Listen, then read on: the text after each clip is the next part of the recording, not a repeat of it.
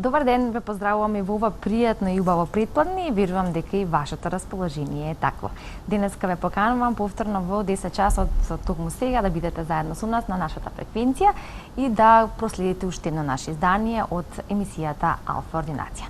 Секојдневно имаме различни теми за кои што одвојуваме по еден час во денот, кои што сметаме дека се исклучително важни, па дури и неопходни кога станува збор за нашето здравје, а од тука и оние најдобри совети и препораки кои што можеме директно да ги добиеме од нашите секојдневни гости.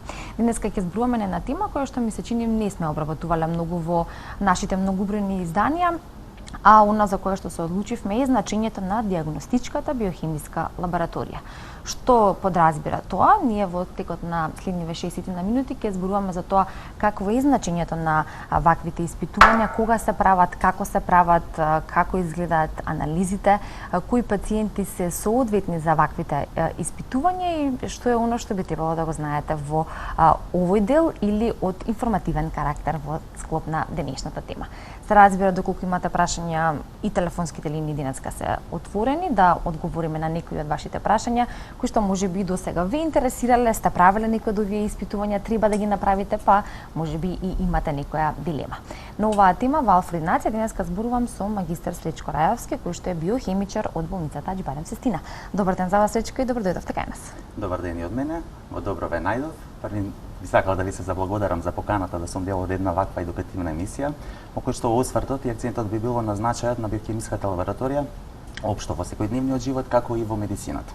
Да. Значи, значењето на лабораторијата, поточно на биохемиската дијагностичка лабораторија, во медицината е големо и широко. Заедно дијагностичките лабораториски извештаи со останатите дијагностички показатели на ординирачкиот доктор му даваат објективна слика за основната здравствена состојба на пациентот. Лабораторискиот извештај во рацете на ординирачкиот доктор не служи само да се покаже дали станува збор за присуство на одредено заболување или да се исклучи одредено заболување, него има важна улога во тоа да се следи текот на самото заболување, како и да се проследи ефектот од применетата терапија при некој заболување преку следење на параметрите на биохемиски показатели кои што се директно афектирани, односно индикатори на тоа заболување. Што би значило значајот на биохемиската лабораторија, односно биохемиските исследувања во секојдневниот живот?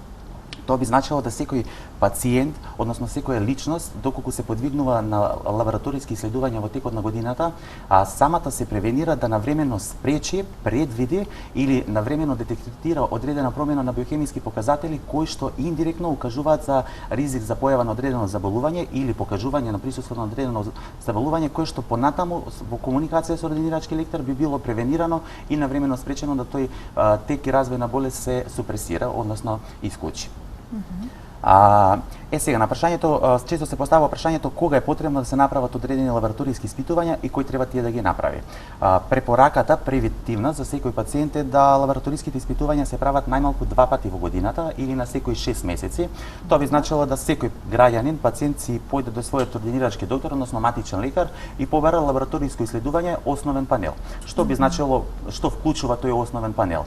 Тоа значи, например, во основниот панел во медицината познато е дека тука се одредува концентрација на обична крвна слика во која што се одредуваат параметрите на формативни елементи еритроцити, црвените крвни клетки, леукоцити, бели крвни клетки, хематокритот, концентрацијата на хемоглобинот и останати компоненти кои што покажуваат за нарушување на хематолошкиот процес, односно заболувања поврзани со крвта, воспалителни процеси или се добиваат осознание информации за типот на за докажување на одредени инфективни причинители кои што може да бидат од бактериска или вирусна природа. Други во основниот панел биохемиски параметри кои што се вклучуваат се, например, одредување на нивото на шеќери во крвта, кој што индиректно е главен индикатор за покажување на функцијата на панкреасот, лачењето на инсулинот, одредување на концентрација на деградациони продукти кои што се уреата, креатининот, мочната киселина, кои што покажуваат за функционирањето, односно физиологијата на бубрежниот филтер и за нормалната работа на самите бубрези. Па сите тие, например, тестирање на одредување на овие биохемиски параметри кај овакви испитаници доколку укажа на некако отстапување, понатаму тие се маркер на ординирачкиот доктор кој што го следи тој пациент да го подвигне на дополнителни следни испитувања кои што дополнително би ја потврдиле проблематиката поврзана со физиологијата на самите бубрези или или пак би го исклучило проблемот со бубрежниот филтер. Во основен панел исто така спаѓа одредување на седиментација, односно таложење на еритроцити, кој што всушност значи воспалителен процес во телото, некако лоциран, кој што може да биде поврзан со проблеми во хематолошкиот систем, со проблеми со одредени малигни заболувања, кај анемичните состојби исто така имаме покачување на седиментацијата и во кај некои други состојби.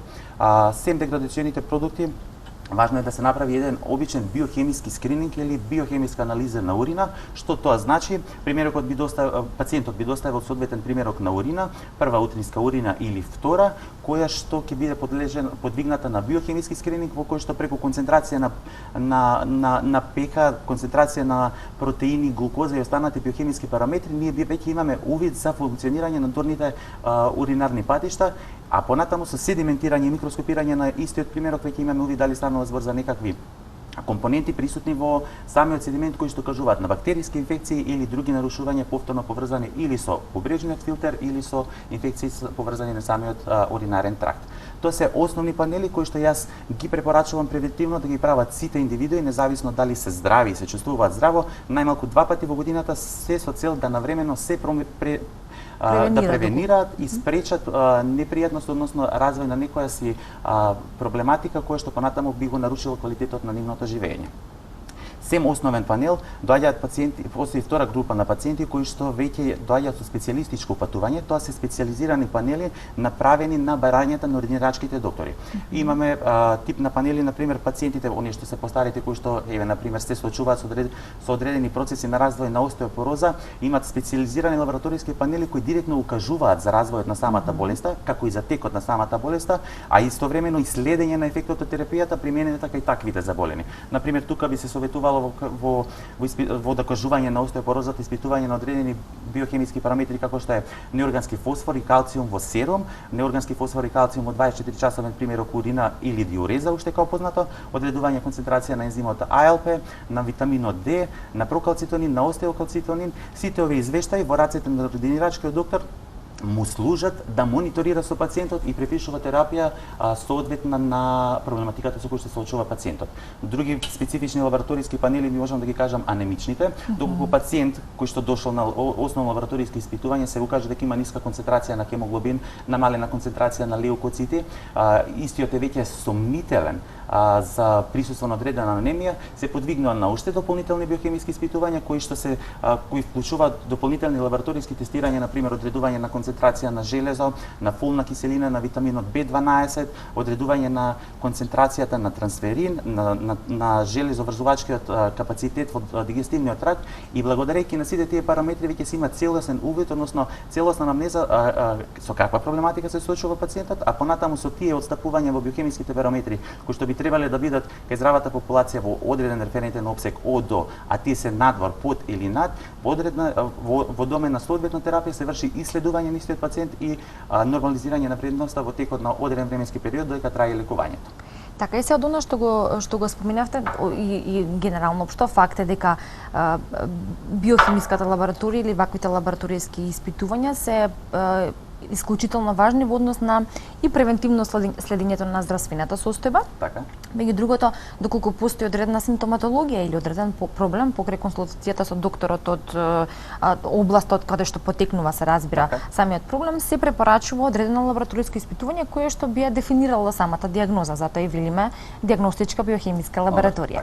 И сега од она што го споменавте, е потребно секој пациент или секој човек да редовно ги прави овие лабораториски испитувања, 2 пати рековме годишно, но доколку постои одреден проблем и доколку се насочи самиот пациент дека треба да прави, да речеме, малку почесто вакви лабораториски испитувања, а колку се тие, или тоа дали зависи индивидуално од пациент до пациент или од самата состојба која што има пациентот, и каква е разликата помеѓу, да речеме, оние нормални лабораториски испитувања, превентивни, и оние кои што би требало да бидат дијагностички, да потврдат или утврдат некоја дијагноза, меѓу другото кога веќе генерално се знае за сигниот проблем на пациентот. Значи, тоа станува збор веќе за специјалистички упатувања во кои што пациентите веќе го поминале првиот скрининг на лабораториско тестирање и се пациенти кои што веќе имаат некакво нарушување во квалитетот на нивниот живот, односно се соочуваат со одредена здравствена проблематика. При поставување на дијагнозата, доколку се уште не е поставена, се прават повеќето лабораториски испитувања за да се утврди потврди за каков тип на проблематика станува. Секако не е само лабораториско испитување, тука се и придружни други диагностички параметри кои што заедно учествуваат во формирање на диагнозата од страна на ординирачкиот доктор. Човек како само еден дел од целокупниот... Само еден дел кој што е клучен и е важен индикатор, односно маркер кој што укажува. Секој биохемиски параметар всушност за себе зборува индиректно како маркер за функционирање на поедини клетка, поедини ткива, односно органи. Сите биохемиски параметри се специфични и се лимитирани, тесно поврзани со функцијата на поедини органи. Се на пример таков пациент со одредена проблематика, упатен кај нас, тој доаѓа веќе упатен од специјалист, од одредена професионалност кој што е со упатена смерница кај нас кој тип на лабораториски испитувања треба да се направат и зошто. И тука обично тие се испитувања во кои што веќе е поставена диагнозата и имаме следење на ефектот на терапијата во лекување на докажаното заболување преко нормализирање на тие биохемиски параметри кои што првично докажаните отстапувале од нивниот референтен опсег. Тоа е на пример доколку кај пациентот се докажало во концентрацијата на крвта зголемена концентрација на ниво на шеќери, веќе по примена на одредени суплементи лекарот од првото исследување на биохемиските параметри за да го увиди ефектот на самата терапија прави почести месечни биохемиски тестирања во кои што он го гледа нивото на шеќерот во крвта, како и ефектот од делувањето на таа терапија, дали делува кај тој пациент, дали е соодветна за да заболувањето се превенира соодветно. Всушност го мониторира пациентот. Така, што значи се следи состојбата во однос на самите резултати кои што ќе се добијат од ваквите. Така, затоа се тие важни, важни се прават почесто, поготово кај специјално упатени пациенти кои што веќе имаат одредена проблематика. Ако повторно ќе го нагласам моментот, пред да се случи било која проблематика, го апелирам моментот да ние се превенираме самите, да не доведеме да се развие некоја болест, него да превенираме. Со самиот лабораториски извештај и општиот доктор може веќе да предвиди одредена состојба која што понатаму може да представува ризик фактор за развој на одредено заболување кое што е непријатно и го нарушува квалитетот на живење и би требало да се третира поспецифично, односно да се супресира. Да, па дури еден обичен вирус или некаква инфекција која што е меѓу почестите се и детектира, но и понатака се следи преку крвната слика и преку испитувањата. Преку крвната слика вирусните инфекции, потоа сега во овој временски период кога веќе имаме такви динамични промени во надворешните услови, сме мета на вирусни инфекции, односно вирусни контакти, преку најрутинска обична крвна слика и одредување на С-реактивен протеин кај сите кај децињата, пошто се они најзасегнати, ние веќе имаме промена во леукоцитарната формула. Неутрофилите, еозинофилите, базофилите, лимфоцитите и моноцитите реагираат. Доколку имаме покачување на пример на неутрофилната лоза, тоа веќе ни укажа на одреден бактеријски инфект, доколку се покачени лимфоцитите, тие се веќе поврзани имунолошки, станува збор за некој вирусен инфект, со што тоа му е на докторот доволен показател да он веќе има појдовна состојба кај пациентот, за понатаму ја мониторира, следи и супресира да таа вирусна инфекција не земе замав и го наруши имунолошкиот тек на самиот организам. Да. Ние во продолжение би објасниле како би требало да изгледа подготовката на еден пациент за лабораториско испитување. Меѓу другото би зирнале малку и во вашата лабораторија, во однос на она што би ни го објасниле како изгледа тој процес на работа и како се прават тие лабораториски испитувања, во какви услови, бидејќи знаеме дека условите треба да бидат на едно највисоко ниво или ниво кое што е потребно за да сите резултати бидат релевантни или онака како што треба, за да може понатака да продолжи доколку има потреба од некакво лекување или пак да се добијат или се разбират точните резултати. Прво ќе позборуваме за тоа, за подготовката и за самиот процес на работа, а потоа и за тоа како изгледат резултатите. Многумина од нас горе-долу можат да разберат што значи една крвна слика или покачени леукоцити, еритроцити и така натака, но сепак она што е последно или она што треба да го каже е докторот или така кој што го ординира пациентот. Така да. Значи подготовката на пациентот итекако е важна и го лимитира веродостојноста и точноста на резултатот околу 80%.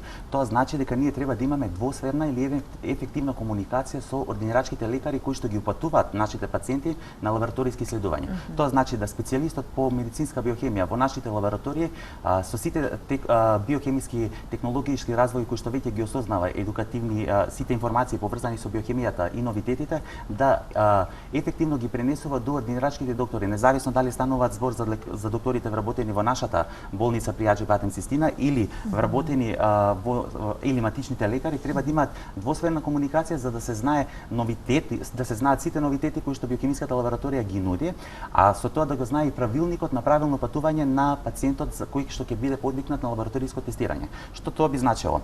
Јас како пациент, доколку се обратам кај мојот матичен лекар, матичниот лекар треба да биде доволно едуциран да ми ги даде соодветните информации за да лабораториски ме предспреми за лабораториското исследување кое што следи. Тоа би значило да пациентот штом ќе се обрати кај својот ординирачки доктор, да добие информации и да се држи до правилникот да 24 часа до 48 часа биде во нормална дневно-ноќна ритмика, односно да биде да не консумира алкохол првично, да не консумира премногу масни оброци кои што драстично би влијаеле на основниот метаболизам и можеби би дале лажно покачени или лажно снижени вредности на одредени биохемиски параметри. Тоа би значило таков подготвен пациент кој што веќе ќе му следи лабораториско испитување да има нормален циркадијален ритм, добар сон и дневна ритмика во која што стресогените фактори и амбиенталните услови се основни, што е малку потешко во денешното време.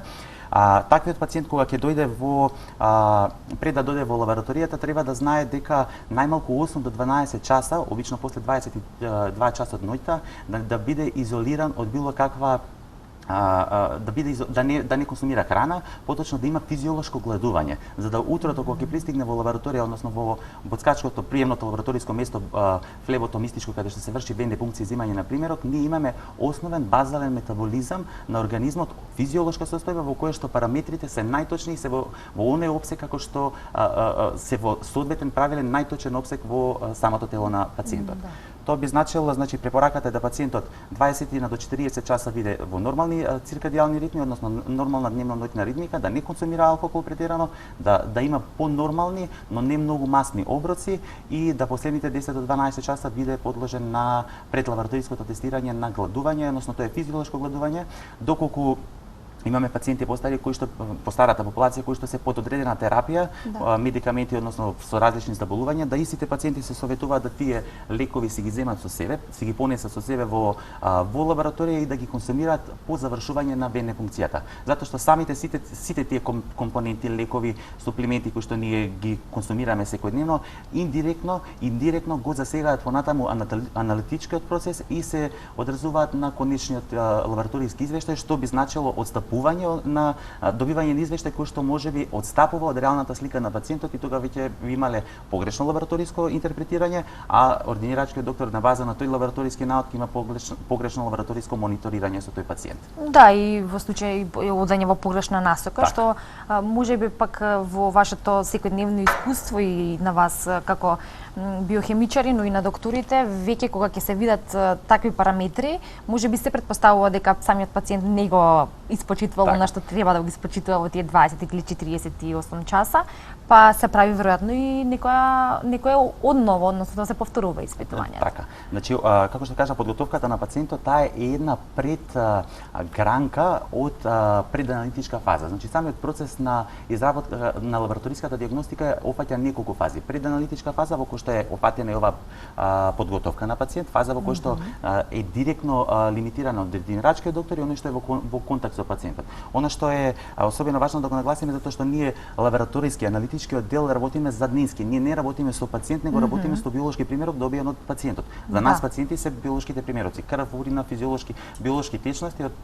добиени од самите пациенти. Последната комуникација и интеракција со пациентот завршува во приемното лабораториско место каде што се земаат сите потребни податоци од пациентот, се подвигнува на испрашување дали ги запазил сите потребни правилници за почитување за земање на лабораториски примерок за кој понатаму ќе биде подвигнат на испитување. Тоа веќе ќе почнам да ја кажувам и да зборувам за преданалитичката фаза, што тоа би значило. Кај нас во приемното лабораториско место во клиничката болница Аџи Бадем Систина имаме едуцирани флеботомисти кои што секој во домен на својата едукација и стручна се имаат доделени работни задачи кои што се држат и се во име на испочитување на правилникот за добивање на идеален примерок од пациентот кој ќе следи на аналитички процеси понатаму медицинска еволуација. Тоа би значило пациентот откако ќе влезе во нашата во нашата болница прво и најважно што треба да се направи да се идентификува кој и како да се достави негово ID клиничко бројче кој што е единствено, да се провери неговиот специјалистички упат или основен упат за каков тип на анализи треба да се подвигне и на база на тие испитувања кои што се барат да се земе информации дали се запазени претходните процедури за спроведување на тие анализи.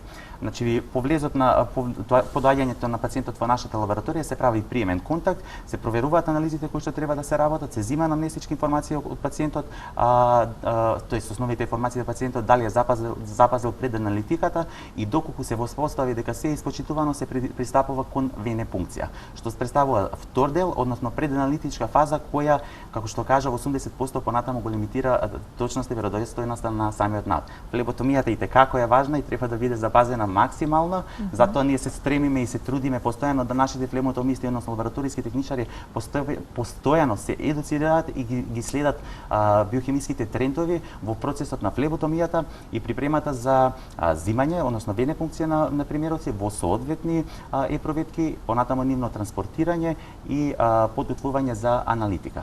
Да, имате значи преданалитички фази и аналитички Така. фази. За аналитичките фази ќе позборуваме за кратко. Така. Пред да се префрлиме на тие аналитички фази, само уште малку ќе позборуваме околу вашиот процес на работа или кога веќе првата преданалитичка фаза ќе заврши или кога веќе самиот пациент ќе биде подготвен за да се спроведе Така. лабораториското испитување, настапувате вие, односно откога ќе се земат примероците, Откога ќе се земат, така. Што понатаму следува? Пациентот стигнува во лабораториското приемното лабораториско место, се врши венепункција и сега тука сакам да го нагласам, постои посебен правилник за венепункција од типот не е тоа само едноставно идеме оставаме примерок на крв, не земале крв и сме завршиле работа, не. Тука веќе од пациентот се земаат и соодветни информации од типот каков тип на терапија зема, дали претходно бил подействано било каков инфузионен раствор, односно физиолошки раствор со додатоци на различни суплементи, дали лекува одредено заболување, сите тие наши податоци на нас ни укажуваат индиректно и директно во аналитичкиот процес како тие медикаменти кои што се примаат би го афектирале конечниот резултат, односно би влијале на него. Имаме случаи кои што пациенти кои претходно примале инфузионен раствор или поминале на одредено рентген снимање со контраст, да ние ги враќаме и целата постапка на венепункција ја одложуваме за наредниот ден, се додека не добиеме основна физиолошка состојба на телото во кој што ние ќе ги добиеме концентрациите на нашите параметри во реални услови какви што се, не изменети заради влијанието на одредени надворешни фактори. По венепункцијата важно е да тука правилникот на флеботомијата е да биде запознат редот на самата венепункција од типот пациентот доколку спроведува во зависност од испитувањето доколку има одредување на биохемиски примери, има нарачено упатување за земање на хемокултура, првенствено се земаат примероци за хемокултура, потоа редоследот на проветите на венефункцијата би се дало значение на хемостазата, односно на коагулационите фактори, следно би било на седиментација, на серумските провети во кои што се врши биохемиската аналитика и на крај би било за крвната слика. Тој е протокол кој што е дефиниран според Светската здравствена установа и според ИФЦЦ, односно Интернационалната федерација за медицинските лаборатории, во кој што според тој правилник ние би добиваме идеален примерок. Да не се случи непријатноста да ние добиеме примерок, да не сме ги запазиле процедурите на венепункцијата и да на крај добиеме примерок кој што на нас не е валиден во втората селекција и ние го истиот примерок го отфрламе, не можеме да го потребиме и би требале тука веќе да повторно ја поставиме повториме целата процедура, што индиректно е непријатно за пациентите, меѓутоа и за нас. Се трудиме да тие грешки ги сведиме на минимум и верувајте дека се баш така на минимум. 99% сите примероци кај нас се речиси идеални. Така. Тоа е еден ланец, да речеме, Така. почнувајќи од матичниот лекар, па потоа добрата анамнеза на самиот пациент, доколку има некакво претходно заболување, па терапија и сето она што е потребно да се подготви самиот пациент, да се знае дека тоа е за негово добро Така. и дека самите резултати треба да бидат валидни, од тука треба да се почитува она што треба да се спроведе пред лабораториските имаме например нетрпливи пациенти, доаѓаат така АПАС во лабораторија, пошто ние работиме со нашата болница Аџи Цестина и нашата лабораторија пред се одговара на потребите на нашите лежачки пациенти хоспитализирани, меѓутоа одговараме и на потреба на нашите амбулантски пациенти затоа што нудиме широк диапазон на биохемиски параметри, 500 и повеќе бројот на биохемиски испитувања се зголемува постојано со следење на новите биохемиски трендови. доаѓаат пациенти кои што едноставно сакаат да направат испитување, се сетил денеска да се испита, влегува во лабораторија, сакам да испитам железо во 3 часот попладне. Значи испитувањето на железото во 3 часот попладне за него не значи ништо, но за нас значи погрешен наод. Знаеме дека според циркадијалниот ритам концентрацијата на железото во утринските часови е на основно ниво, а во текот на денот се зголемува. Тогаш ние би имале зголемено ниво на железо кое што можеби ќе биде во дозволените граници и тоа за пациентот би значило нормален наод, а доколку би го испитале во утринските часови кога е предвидено за анализирање на истиот биохемиски параметар, би виделе дека тоа можеби би констатирале дека тоа е ниско и можеби тој пациент би требало да се подвигне на одредени суплементи терапија за да се нормализира таа концентрација, ние би имале лажен увид и понатаму тоа би било пропуст. Кој што секако би се манифестирал долготрајно веќе на следното лабораториско испитување преку појава на одредена анемија или некаква друга проблематика во хематолошкиот процес. Така да важно е да се запазат тие. Она што е правилник кај нас е што претходно него напоменав, да секој пациент лабораториските испитувања ги прави наутро во период од 8 до 10 часот. Да тогаш се направи вени функцијата, доколку претходно испочитувана процедурата на циркадијалните ритми, дневно-ноќната ритмика запазена, да во 8 до 10 часот се врши вени функција и испитување на најразлични биохемиски параметри. После 11 часот би се правили испитување само на оние биохемиски параметри кои што не се толку поврзани со режимот на исхрана, пример тумор маркери, доколку би се одредувало тест за бременост, ако се онади обична крвна слика и хематопоезата или коагулационите фактори кои што се итни. Исклучок на сето ова представуваат ургентни состојби во кои што ние имаме ургентни пациенти во кои што времето на преданалитика не може да се запази заради ургентноста на самиот пациент. Во тие услови ние стручниот тим со посебно внимание, со посебен осврт вршиме лабораториско тестирање на ургентни анализи се во цел и во корист на запазување и изгрижување на здравјето на тој пациент. Меѓутоа тоа се ургентни состојби кои што не може да се одложат, кои што мора да се направат веднаш лабораториски тестирање за понатаму да пациентот се измониторира и згрижи како што треба. Така, имаме гледач на линија, може да го вклучиме. Добар ден. Добар ден, дали се слушаме?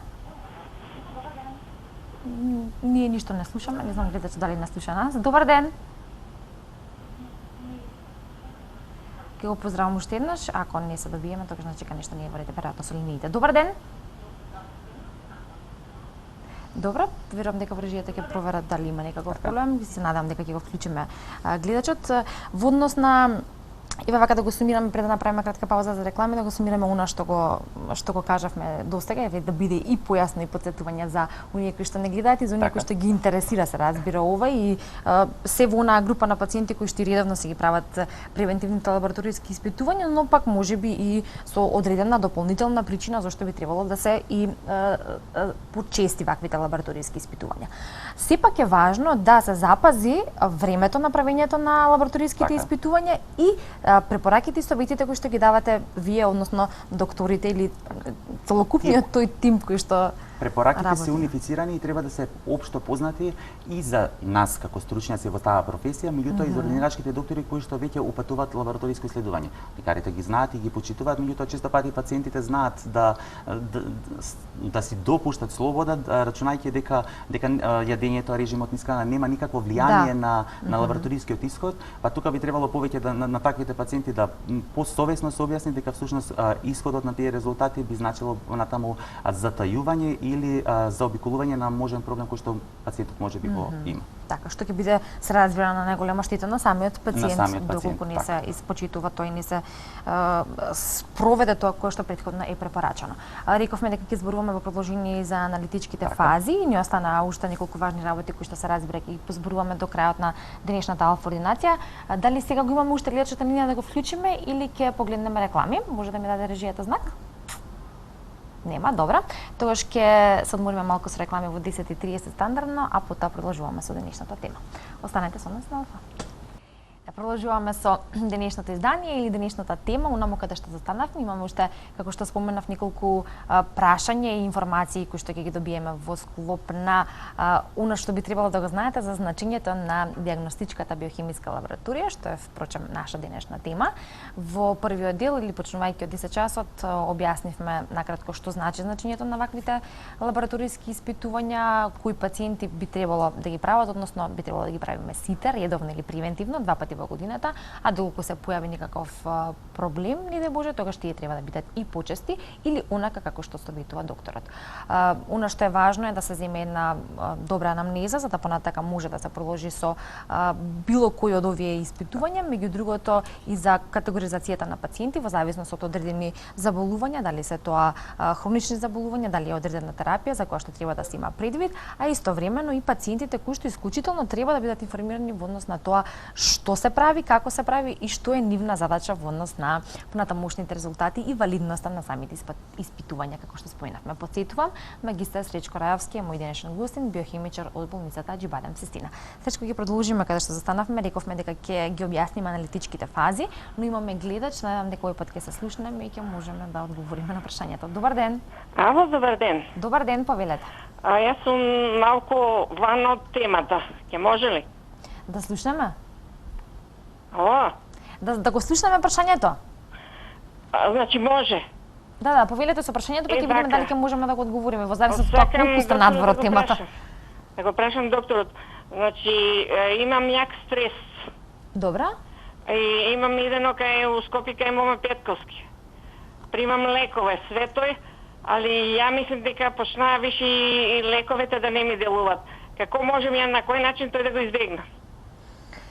Да, управо сте надвор од темата. Тотално малку слабо се слушаме. Јас не знам дали Сречко слушнавте. Се работи за стрес, терапија за ете таквата одредена состојба и лекови кои што веќе не делуваат. Тоа е надвор од вашиот домен, но еве нешто вака првично не сум лекар. Препорака, да, кажавме, биохимичар. Така, јас сум биохимичар. Проблематиката со која што се соочува пациентката е најдобро да ја послуши на незиниот ординирачки доктор и она што ја спроведува таа терапија. Тоа е вон мојата проблематика, така да не би можел да сугерирам никаков совет. Да. Така, што значи дека повторно треба да се продолжи со во консултација со тој што веќе ја препишал терапијата, да, и сите оние проблеми со кои што се соочува да бидат посочени таму. Така, затоа реков да го слушнеме прашањето да видиме дали воопшто ќе можеме да одговориме или не, иако некогаш прифаќаме теми кои што се горе-долу тука или малку надвор од темата, но ова е сосема друга тема. Продолжуваме со аналитичките фази, ги споменавме пред аналитичките фази, така. Цел тој процес кој што треба да се запази од страна на лабораторантите, биохимичарите и од страна на пациентите како што споменавме, и сега следува период на аналитички фази. Што значи аналитички фази? Што се прави? Аналитичка фаза тоа значи откако ќе заврши преданалитичката фаза и откако ние сме сигурни дека флеботомијата е целосно запазена и дека имаме идеален примерок, ние веќе имаме доставување на биолошки примероци, односно епруветки со крв кои што пристигнуваат во биохемиската лабораторија. Тоа е веќе она што е позадинска работа во која што вие веќе пациентот не го гледаме, туку гледаме негов пример, работен примерок. Да. Примероците кои што пристигнуваат во биохемиската лабораторија се подвигнуваат на центрифугирање и се сепарираат според тоа дали според политиката, тоест проблематиката на испитување, дали биохемиските параметри ќе се испитуваат во серум или плазма. Разликата во серум или плазма е општо позната, но ќе ја повторам. Во плазмата има присуство на антикоагулансија, а серумот имаме спонтано коагулирање и отсуство на формативните елементи. Добиениот примерок по поминувањето на центрифугирање, ние веќе имаме физички увид дали имаме добар примерок, односно примерок во кој што нема хемолиза. Хемолизата е еден од првите показатели за неуспешно завршена венефункција. Присуство на хемолиза би значило несоодветен примерок и повторување на целата процедура од преданалитика. Отсуството на хемолизиран примерок би значило дека тој примерок е соодветен и може да подложи на понатамошни аналитички процеси. Јас сум една слика која што би сакал да ја споделам до граѓаните, како и до сите вработени во поделени одели, кога ние ќе кажеме, всушност ние често реагираме, имаме проблемот, имаме хемолизиран примерок кој што мора да се повтори, па тука често пациентите ги интересира што тоа значи, зошто тоа не смее, па дали мора, па како интерферира, и строго забрането е да таков примерок подвигне на понатамошни испитувања, затоа што понатамо директно ги афектира аналитичките процеси и доведува до издавање на несоодветни наоди. Тоа е недозволиво и е еден од правилата кој што мора да биде запазен и исклучен. Значи ќе ја покажам сликата што би значило степенот на хемолизирана на хемолиза. Првичната епруветка тоа е нормален серум или плазма добиена од пациент под соодветно центрифугирање на одредена фреквенција на вртежи. Понатамошното степенот на хемолизирање се одредува според една градација во која што ние имаме присуство. Хемолизата всушност би значило разложување на крвните клетки. Еритроцитите се разложуваат, се ослободуваат од нив хемоглобинот кој што ја дава црвената боја, како и други компоненти кои што го зголемуваат или намалуваат намалуваат ги зголемуваат или намалуваат концентрациите на одредени биохемиски параметри. Сите овие хематолитички процеси подредени по оваа епруветки, подредени под оваа градација би значило дека примероците што се со присуство на хемоглобин во самиот примерок на серум повеќе од 50 единици се отфрлаат и се рачунаат како несоодветни за употреба. Таквиот примерок се исфрла од лабораториско тестирање, се исклучува поточно од лабораториско тестирање, а пациентот добива информација дека целиот преданалитички процес мора да биде повторен заради негова безбедност и сигурност и точност на наводот. За да се избегне понатамошно лошо мониторирање на самиот процес кај пациентот. Да. Тука само ќе направиме малку ќе застанеме за да го вклучиме гледачот кој што ги имаме на линија. Добар ден. Добар ден, дали се слушаме? Добар ден, се слушаме. Повелете. Се извинувам, едно прашање само да прашам дали овие лабораториски испитувања, биохемиски што се, дали референтните вредности се меродавни или не. Кога ќе ги добиеш тие резултати, пишува референтни вредности. Дали тие се добри или постапува од тоа? Добро. Значи, прашањето е добро. Референтните поздрав до гледачот, референтните вредности всушност значат се показател за трансферзално следење на нодите. Всушност што би значило тоа трансферзално следење на еден лабораториски извештај? Ние имаме одредување на концентрација на различни биохемиски параметри.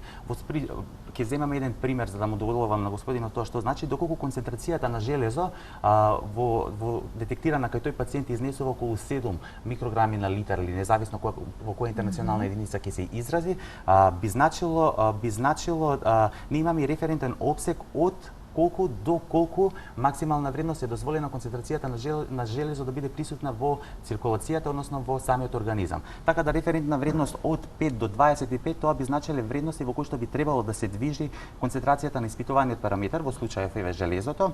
Надвор од тие граници, под или над, веќе би значило проблематика во која што генерачкиот доктор би требало да превенира со препишување на одредени медикаменти.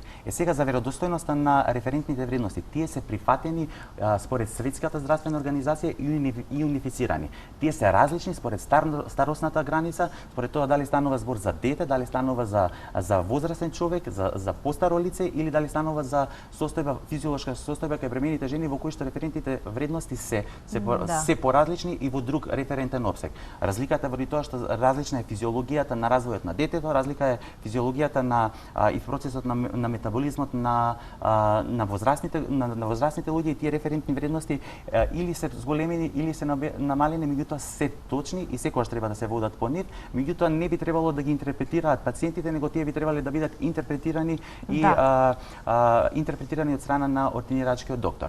Јас ќе кажам дека за амбулатските пациенти кои што се подвигнуваат сами на своја воја на одредени лабораториски испитувања без упатување, пошто има и такви можности како услуга приватните лаборатории ја нудиме таа можност да секој може да се подвигне на лабораториско испитување доколку чувствува пациентот некаква сомнеш дека нешто се случува со него, меѓутоа лабораторискиот извештај да биде интерпретиран од страна на стручно лице. Доколку тоа не е ординирачки доктор, нека биде доктор по медицинска биохемија. Ние во нашата лабораторија имаме специјалист по медицинска биохемија кој што е постојано достапен во секој работен ден од 8 до 16 часот да го прими тој пациент, да разговара за проблематиката, а понатаму со лабораторискиот извештај да му даде дополнителни усмерувања и ориентирање за понатаму тамошно мониторирање на истиот пациент доколку се воочи некакво отстапување.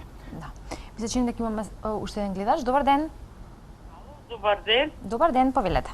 Поздрав до водителката и до гостинот. Вака сега. Кај мене многу чудно е. Имам некоја болест, се појави пред 7 години, мешано сврзнато мекотивна болест на мускулите.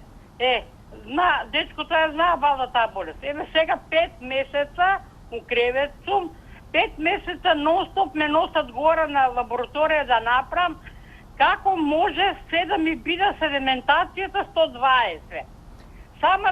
Самиот професор се чуди воопште да не се намали ни, да речеме, или да биде 100 или 80, сите 5 месеци мене ми е 120. Сега бевме во прошлиот петок, бевме денеска ми е, вчера е зело понеделник, пак 120 седиментација тебе. Само уште еднаш ако може да ја повторите Не дијагнозата. знам, ми се чуда тебе. Уште еднаш дијагнозата ако може? Мешано, сврзато, некотивна болест на мускулите. Како ретка болест ме водат. Вака. Немам сила, во кревет сум. Железото ми е ниско, крвта ми е многу ниско, хемоглобинот, а ЦРП-то ми е 16-ка. Да. Вака. Фала многу.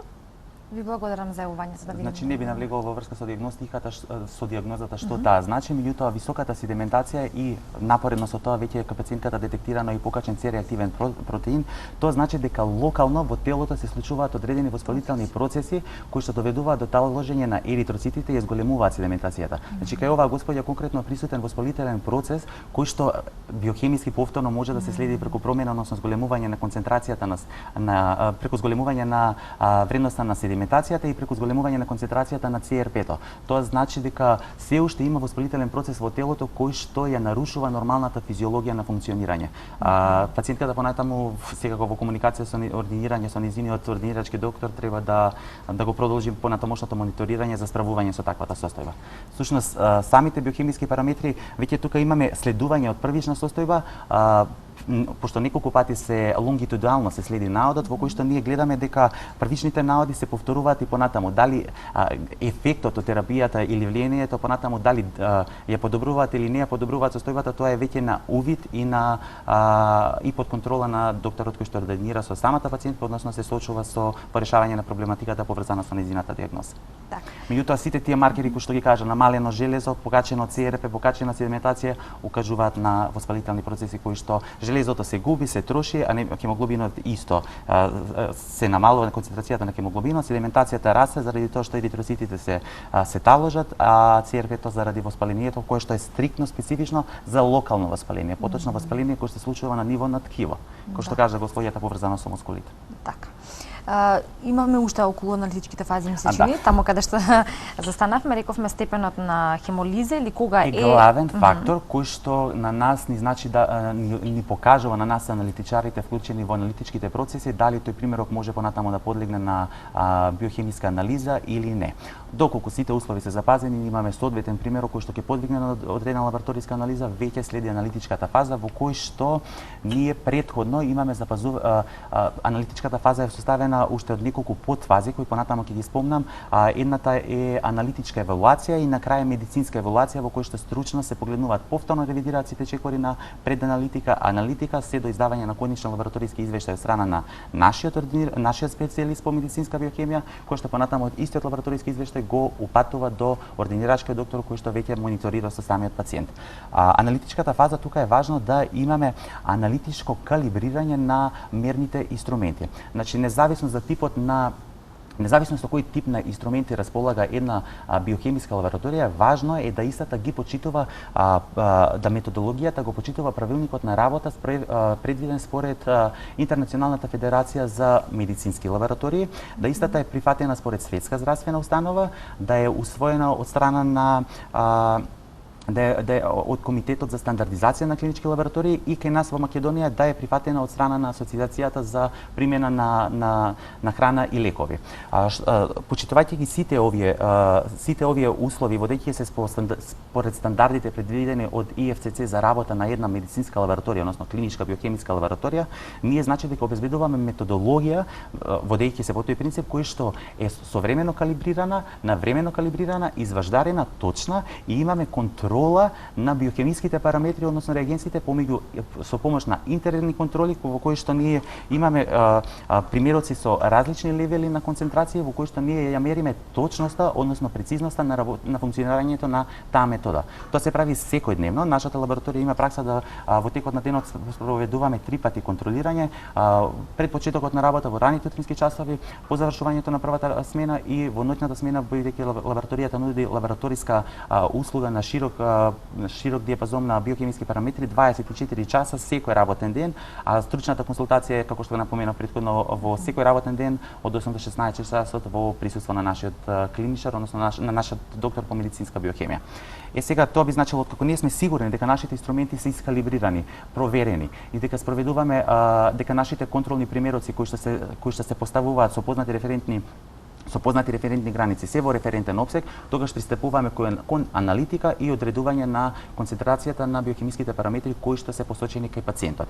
Она што е важно, тој пациентот како примерокот од пациентот што ќе дојде во лабораторијата да биде правилно маркиран, означен, избаркодиран, во кој што да има единствено матично бројче во кој што ќе биде поточно унифициран еден за да се избегне грешката да се замени со некој друг, да се направат испитувањата кои што се проследени и понатаму да следи процесот на медицинската еволуација, односно медицинската еволуација од страна на нашиот лекар.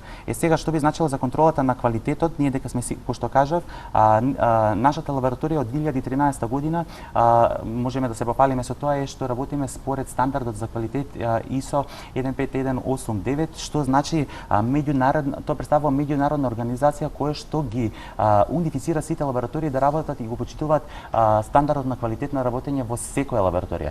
Тој наод издаден водејќи се по таа ISO акредитација, ние всушност сме под постојана надворешна контрола. Сем што се контролираме меѓусебно, самите интерно, во текот на денот преку тие 3 контроли, ние имаме и месечни надворешни контроли ЕКВАС кои што преку кои ние се споредуваме со останати реферални лаборатории за точноста и веродостојноста на нашите наоди.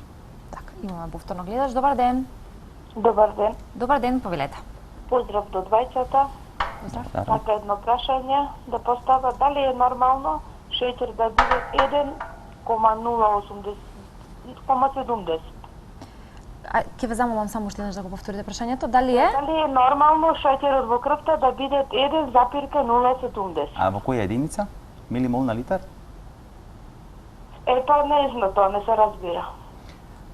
Беше шеќерот 1,070. Добро. Ќе го одговориме како да е во таа единица. Фала многу. Многу е важно во кои единици се изразуваат концентрациите на мерните налити, во случајов на глукозата, доколку е во изразено на милимол на литар 1,7, тоа значи ниска концентрација на глукоза, која што итекако мора да биде згрижена од страна на ординарски доктори, понатаму подвигната на соодветно мониторирање за да се избегне развивање на некоја друга патолошка состојба која што можеби пациентката ја има или се случува.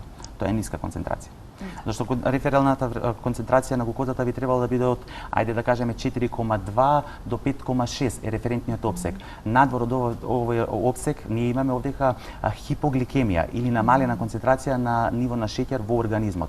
Тоа не е физиолошки и би требало понатаму да биде третирано соодветно за да се спречи развивање на одредени потешкоти кои што ќе го нарушат секако квалитетот на живење на самиот пациент. Да. Да споменеме еден момент кој што претходно не го споменавме, кога зборувавме за тоа каква треба да биде подготовката на пациентите кои што треба да прават лабораториски испитувања или крвна слика. Кажавме што е важно да се испочитува, тоа е да се биде гладен, односно тие 24 или 48 часа. Од 8 до 12 часот имаме физиолошко гладување, тоа би значило после 22 часот до 8 изутрина да јас не консумирам ништо. Вода е дозволена доколку е потребно и не е дозволено никако да се земаат медикаменти кои што се препишани од докторите пред извршување на вени функцијата. Она што не го споменавме тоа е дека е за возрастни пациенти, но бидејќи кај децата исто така често се прават испитувања, дали заради одредена вирусна или бактеријска инфекција, тогаш кај нив може да се направи во било кое време и тие Да, исклучок се дечињата, поготово педиатри, децата до бебчињата, веќе кажам, тие лабораториските испитувања може да ги прават во било кое време, меѓутоа под строго ординирање на самиот лекар, затоа што ние не може да побараме од бебе да гладува 8 до 12 часа за да имаме физиолошки базален метаболизам, тоа не е основано. Меѓутоа кај бебињата има други референтни вредности кои што се направени на популација на бебиња кои што го опфаќаат и тој момент дека детето не е гладно, дека консумира млеко и сите тие референтни вредности се гледаат, се толкуваат, меѓутоа се зема во обзир дека испитувањата се направени во присуство на суплементи, односно храна. Имаме уште нешто да покажеме за Да, можеме да Тоа е го покажеме. процесот на работа. Ова е за преданалитичката фаза, е всушност редоследот на полнењето на епроветките, колку е важно да флеботомистот го почитува тој редослед, за да ние добиеме идеален примерок. Имаме примерок кој што бара првенствено да биде првземен од пациентот и примерок кој што може да биде последен или лесно повторлив. Пример, крвната слика секогаш се зема последна, во случај да не успееме да изведеме примерок од вената, можеме да земеме капиларно од вена, од капиларка и да ја задоволиме потребата и задеме услугата на пациентот кој што ја бара. Ова е редоследот на полнење на епроветките во приемното боцкачко бесто. Всушност првенствено имаат хемокултурите, коагулациите, седиментација, серумот и понатаму имаме серум гел, хепарин плазма, хеперин плазма гел и хематологија или крвна слика која што е на последно место. Да, Редоследот е запазен и се запазува постојано.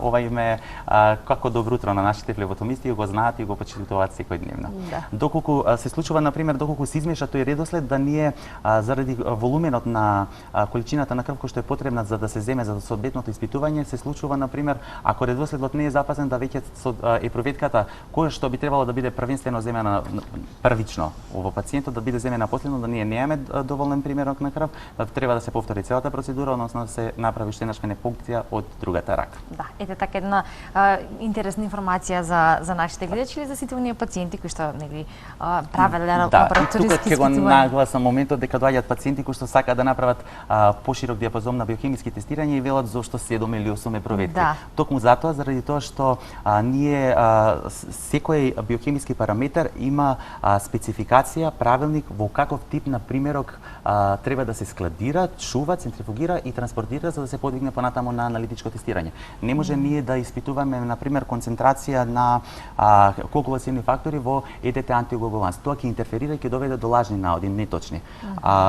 Затоа е важно да се почитува тој правилник и кога ќе земеме 6 до 7 епроветки што значат околу 20 микролитри, 20 милилитри на крв, тоа е ништо за пациентот, да не се грижат, слободно да се чувствуваат комфортни и слободни да пристапат кон таа венефункција, затоа што со тоа ќе добијат соодветна услуга и одговор на нивното патување кој што ординирачкиот доктор го постави. Така.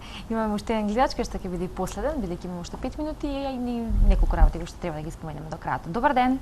Добар ден. Добар ден, повелете. Поздрав до емисијата. Поздрав. Директно едно прашање имам. Пред 10 дена дадов крв да испитам анализи, ама бев болна од бронхитис. И кажам на докторката, она ми вика не е важно. Дадов тоа сите елементи ми се уред, ЦА тумор маркерот ми е покачен и PS5 ми е седиментацијата. Дали е добро да се зима тој предвид, пошто пијам панцев? Па сакам да ми одговори. Да, во ред. Ако може, доктор. Да, ќе ви одговорам. Поздрав до гледачот. Значи, пациентката има детектирано присуство на бронкопнеумонија, односно бронхитис. Тоа е белодробно заболување кое што е мониторирано на страна од нивниот ординирачки доктор, тука не се меша. Меѓутоа, одредување на концентрацијата на ЦА, тоа е тумор маркер, кој што напоменав претходно одредени параметри во биохемиската лабораторија не е важно во кој временски период ќе се земат. Тумор маркерите се такви, тие може да се испитуваат во било кое време, доволно и 4 часа гладување за да се направат тие анализи, затоа што храната не влијае кај нив. Производството на тумор маркерите во телото, последицата е на некои други нарушувања во телото. Сега физиолошки би било покачено ЦА-то доколку господјата е хроничен пушач, а не физиолошки е остапувањето тој референтен опсек би требало секако да биде измониторирано од нејзиниот доктор и да се подвикне на дополнителни лабораториски тестирања за да евентуално се докаже да не се заобиколи или превиди присуството на некоја друга остапување од физиологијата на телото. Така. Во однос на, бидејќи имаме, како што споменав, уште многу малку време до крајот, ќе пробаме од ова што ни остана, значи да го склупиме како во еден последен одговор. Се разбира, она што е важно подеднакво со сите она што претходно го кажавме е исследување на лабораторискиот наод. Дел кажавме дека исследувањето треба да биде исклучиво од страна на стручно лице и тоа е одговорот кој што ќе го добие самиот пациент, никако да не биде протолкуван со некое така да речеме лаечко знаење од страна на пациентите, но што всушност се друго спаѓа во исследувањето на и како изгледа исследувањето на Значи, лабораториски? интерпретирање на лабораториски наод. Тој се врши во две фази. Првичната фаза трае се додека трае медицинската евалуација што спомнав претходно. Имаме аналитичка фаза, аналитичка евалуација и медицинска евалуација. Медицинската евалуација се врши од стручниот тим во нашата лабораторија, составена од доктор по медицинска биохемија, од дипломирани и магистрирани инженери по биологија, биохемија и физиологија, поточно тие се лица кои што го сочинуваат стручниот тим.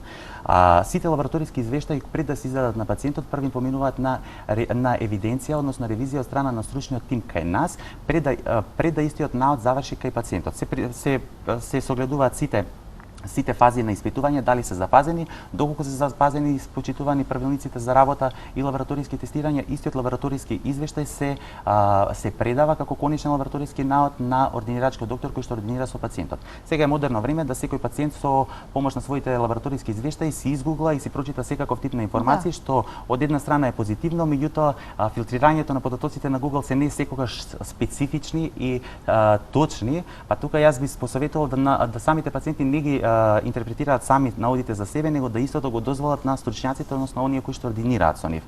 Ординирачкиот доктор со лабораторискиот извештај понатаму поставува или потврдува одредена дијагноза, тоа би значило да пациентот кој што прв пат прави лабораториско испитување, првичното тумачење и интерпретирање на резултатот е трансферзално. Ординирачкиот лекар се води со биохемиските параметри, ги споредува според референтните вредности предвидени за пациентот во неговиот референтен опсек, односно во неговата возрастна граница.